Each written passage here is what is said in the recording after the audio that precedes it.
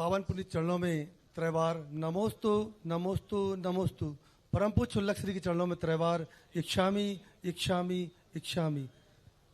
ना शब्द ना बोल, ना शब्द ना बोल फिर आसमान हिलाते हैं, ना शब्द ना बोल फिर भी आसमान हिलाते हैं। इनके एक इशारे पर देवता भी भय खाते हैं, इनके एक इशारे पर देवता भी भय खाते हैं। हे गुरुदेव, हमारी जिज्ञासा है कि क्या सोचकर गुरुदेव आपने, क्या हमारा जैन समाज जैन धर्म के संस्कृति और संस्कार से विमुख होने लगा था? यह सोचकर क्या देखा आपने जो गुरुदेव आपको शिविर लगाने की आवश्यकता हुई और युवाओं को मंदिर में पूजन कराने की विधि की आवश्यकता आपको महसूस हुई? ऐसा गुरुदेव आपने क्या देखा कि आज वर्तमान में पूरा युवा जैन समाज का वर्ग निश्चित रूप से धार्मिक संस्कारों से जुड़ गया है? हमारी जिज्ञासा का समाधान कीजिए। बिन जानत ज्ञान गुणन को कैसे तजिए कहिए। व्यक्ति क्रियाएं तो कर रहे हैं, मंदिर बना रहे हैं, पूजा भी करते हैं, लेकिन उसकी विधि नहीं आती। देखो, गणित के अंदर एक सूत्र है कि यदि कोई बीज गणित का कोई भी सवाल है, अंक गणित का, उसमें 20 नंबर होते हैं एक प्रश्न पर, उसमें से 15 नंबर होते हैं विधि के ऊपर और 5 नंबर होते हैं आंसर पर। तो तुम आंसर तो जानते हो तो 5 नंबर मिल जाते हैं, लेकिन विधि बिगाड़ देते हो तो 15 नंबर कट जाते हैं। तो बस मेरे मन में यही भाव आया कि ये 5 नंबर तो बहुत अच्छे लेते हैं, उत्तर तो सही लिखते हैं, क्योंकि उत्तर तो यहाँ वहाँ से टिप के भी लिखा जाता है, एक बार देखना लिख दिया, लेकिन विधि के लिए बहुत व्यवस्था करना पड़ती है।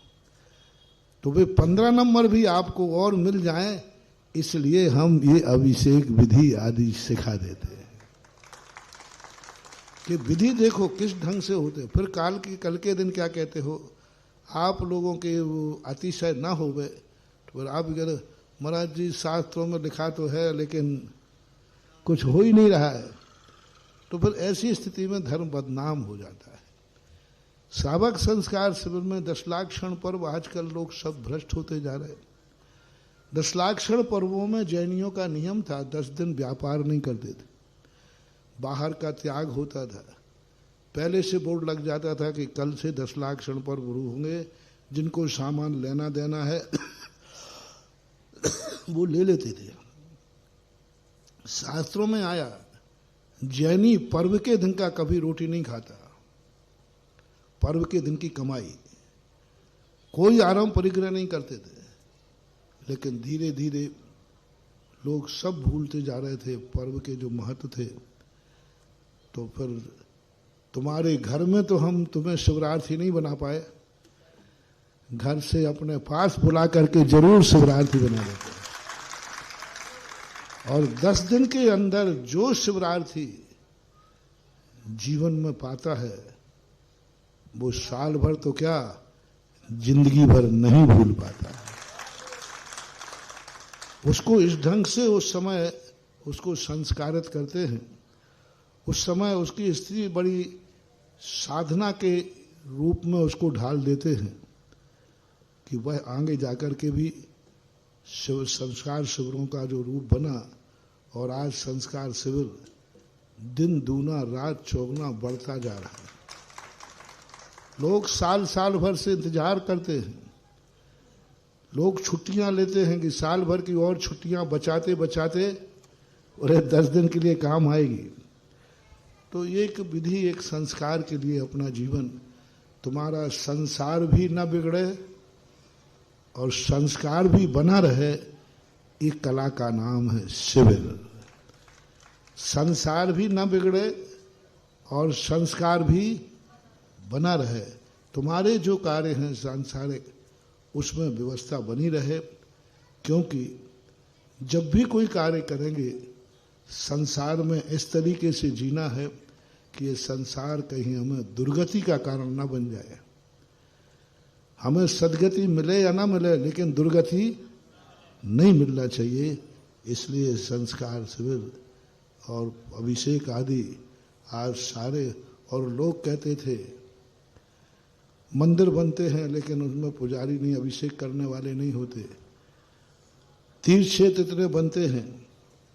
तो हमने ठान लिया कि भगवान इन बदमाशों के द्वारा जो लांछन लगाया जा रहा है कि तीर्थ बनते हैं लेकिन उनमें कोई अभिषेक करने वाला नहीं होता, मैंने ऐसा बीड़ा उठाया है कि अभिषेक करने वाले तो छोड़ो, पूजा करने वाले तो छोड़ो, प्रत्येक तीर्थ क्षेत्र पर प्रतिदिन विधान होगा। विधान हो रहे हैं। और विधान क्या चीज कहलाती? जो साल में एक आध बार कभी विधान होते थे, ज्यादातर 10 लाख पर्व में, और आज प्रतिदिन विधान हो रहे हैं। ये भावना मेरी थी और ये भावना में मैं सफल भी हो रहा हूं, और बहुत सफल। मेरे तो बहुत बहुत भक्तों के ऊपर मेरा बहुत विश्वास है।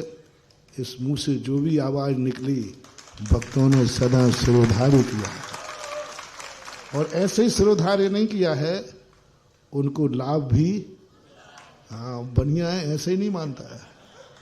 11-11 लाख की शांति धारा कोई पागल कुत्ते ने काटा है?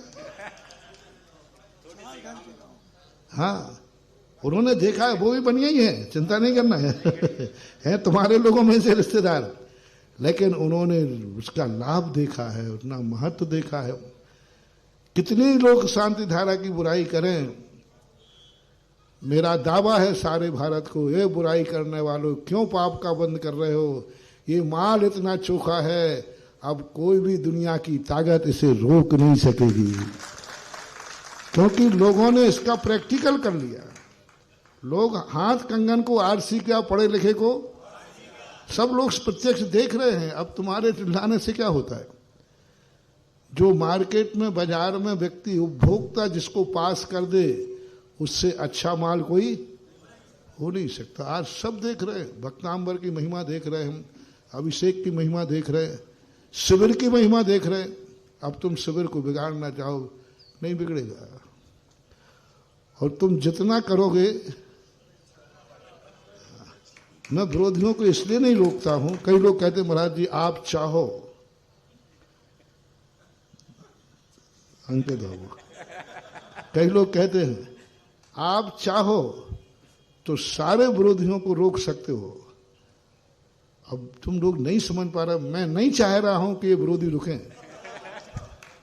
अब मेरी अंतरंग की बात, अब तुम निकलवाना चाहो तो कहलवा दे दो। मैं चाह रहा हूं क्योंकि ये विरोधी जिंदा रहें, इसी से तो हमारी धर्म की प्रभावना बढ़ रही है।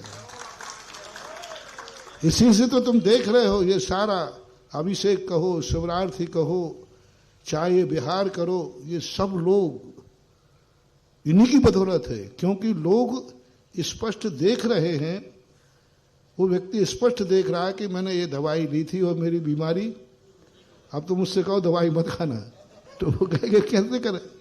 इसलिए चलने दो, ये सब दुनिया में जो चल रहा है।